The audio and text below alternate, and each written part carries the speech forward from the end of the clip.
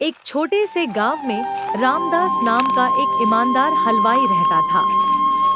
उसकी दुकान छोटी जरूर थी, लेकिन उसके इरादे और उसका स्वाद बहुत बड़ा था। रामदास हमेशा कहता था, ईमानदारी से बनाया हुआ खाना सीधे दिल तक जाता है। उसके 3 बेटे थे और तीनों के सपने बहुत बड़े थे। सबसे बड़ा बेटा वीर थोड़ा गुस्सैल लेकिन दिल का साफ। उसका सपना था, मैं एक दिन इतना बड़ा होटल खोलूंगा कि लोग लाइन में खड़े रहेंगे। बीच वाला बेटा मोहन भगवान में अटूट विश्वास और पूरी तरह ईमानदार। उसका सपना था, मैं ऐसा खाना बनाऊंगा जो लोगों को खुशी दे और भगवान का आशीर्वाद हर जगह फैले। सबसे छोटा बेटा छोटू मेहनती, तेज और बहुत ही ऊर्जावान। उसका सपना था, मैं नए नए फूड बनाकर पूरी दुनिया में नाम कमाऊंगा। सुबह 4 बजे रामदास कढ़ाई में जलेबी तल रहा था। तीनों बेटे साथ खड़े थी। सपने बड़े रखो। एक दिन एक ग्राहक जल्दी मचाता है। ग्राहक, जल्दी दे यार। वीर गुस्से में। अरे सबको जल्दी है। फिर देखता है, दूसरी तरफ बूढ़ा आदमी खड़ा है। वीर नरम होकर, बाबा आप पहले ले लो। गुस्सा था, लेकिन इंसानियत उससे भी बड़ी। एक दिन दुकान में ज्यादा पैसे मिल जाते हैं। वीर रख लेते हैं भाई। मोहन कहता है। नहीं भाई, ये हमारा नहीं है। वो पैसे लौटाता है, फिर हाथ जोड़कर कहता है, भगवान हमें हमेशा सही रास्ते पर रखना। एक दिन गांव में बड़ा होटल खुल जाता है। लोग वहां जाने लगते हैं। और हाँ दोस्तों, इसका नेक्स्ट पार्ट के लिए यहाँ क्लिक करें और चैनल को सब्सक्राइब जरूर करें। धन्यवाद। एक छोटे से गांव में रामू नाम का एक किसान रहता था। बहुत मेहनती था, लेकिन उसकी एक बुरी आदत थी, वो बहुत लालची था। रामू अपने खेत में काम करता था, लेकिन उसका ध्यान सिर्फ ज्यादा पैसे कमाने पर होता था। इस साल मुझे सबसे ज्यादा फसल उगनी है, चाहे कुछ भी हो जाए।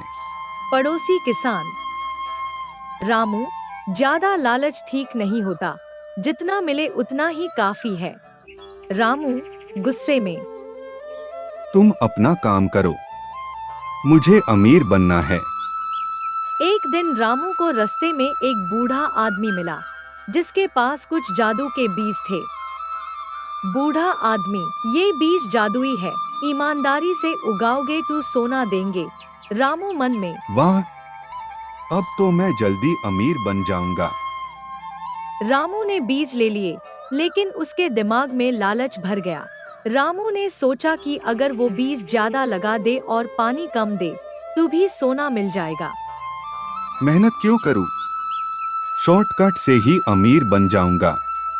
लेकिन कुछ दिनों बाद रामू शौक में, अरे ये क्या, सारे पौधे सूख गए। तभी वही बूढ़ा आदमी वापस आया। बूढ़ा आदमी, रामू जादू बीज में नहीं, ईमानदारी और मेहनत में होता है। मुझसे गलती हो गई, मैं सिर्फ लालच में अंधा हो गया था। बूढ़ा आदमी, अगर सच में बदलना चाहते हो तो ईमानदारी से काम करो। रामू ने फिर से मेहनत और ईमानदारी से खेती करनी शुरू की। रामू, अब मैं कभी लालच नहीं करूंगा, बस ईमानदारी से काम करूंगा। कुछ महीनों बाद उसकी फसल बहुत अच्छी हुई। पड़ोसी, वाह रामू, अब तुम सच में बदल गए हो। रामू मुस्कुराते हुए, हाँ, असली सोना मेहनत और ईमानदारी ही है। और हाँ दोस्तों, इस कहानी से ह्यूम ये सीख मिलती है कि लालच हमेशा नुकसान देता है और ईमानदारी और मेहनत ही असली सफलता का रास्ता है। और हाँ, जैसे मैंने लालच किया वैसे आप कभी लालच मत करना। वीडियो पसंद आया हो तो लाइक कर देना और ऐसे ही मजेदार वीडियोस के लिए सब्सक्राइब जरूर करना। इस कहानी को लकी ने लिखा है। Thank you. जून का महीना था। आसमान से आग बरस रही थी। बाहर का तापमान 45 डिग्री के आसपास पहुंच चुका था। पंखे पूरी स्पीड पर चल रहे थे, लेकिन फिर भी घर के लोग पसीने से तरबतर थे। सुशीला ने कहा, अरे पूजा बहू, जरा मटके का ठंडा पानी ले आना बेटा। जी मम्मी जी, अभी लाती हूँ। जैसे ही पूजा पानी लेकर आती है, अचानक बिजली चली जाती है। चिंटू कहता है, अरे यार, फिर से बिजली चली गई। अमित गुस्से में कहता है, ये बिजली वाले भी ना रोज रोज यही करते हैं। बेटा गुस्सा मत करो, हमारे जमाने में तो पंखा भी नहीं होता था। दादी, आपका जमाना अलग था। सभी हल्का सा मुस्कुरा देते हैं। 2 घंटे बीत जाते हैं, लेकिन बिजली वापस नहीं आती। मम्मी जी, फ्रिज बंद है, दूध खराब हो जाएगा। क्या करे बहू, अब तो बिजली आने का इंतजार ही कर सकते हैं। पापा, इन्वर्टर भी बंद हो गया। मैंने कहा था इन्वर्टर की बैटरी चेक करवा लो, लेकिन किसी ने ध्यान नहीं दिया।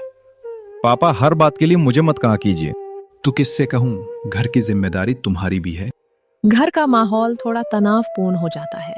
आप लोग झगड़ा मत कीजिए, गर्मी की वजह से सब परेशान हैं। शाम होने लगती है, लेकिन बिजली अभी भी नहीं आती। इतनी गर्मी में सब लोग चिड़चिड़े हो गए हैं। चलो सब छत पर बैठते हैं। सब लोग चारपाई लेकर छत पर चले जाते हैं। हल्की हवा चलने लगती है। वाह, यहाँ तो नीचे से ज्यादा अच्छी हवा आ रही है। हम लोग पहले पूरी गर्मियाँ छत पर ही बिताते थे। माँ, आपको याद है बचपन में आप हाथ से पंखा चलाती थी? हाँ बेटा, और तुम रात को कहानी सुने बिना सोते नहीं थे। दादी, आज भी कहानी सुनाइए ना। दादी बच्चों को कहानी सुनाने लगती हैं। कई सालों बाद पूरा परिवार बिना मोबाइल और टीवी के एक साथ बैठा था। और हाँ दोस्तों, अगर आप लोग चाहते हैं कि इस कहानी का नेक्स्ट पार्ट बने, तो ज्यादा से ज्यादा कमेंट करें और चैनल को सब्सक्राइब जरूर करें। लेकिन हाँ, वीडियो को लाइक करना नहीं भूलना। इस कहानी के रचयिता लकी है। धन्यवाद।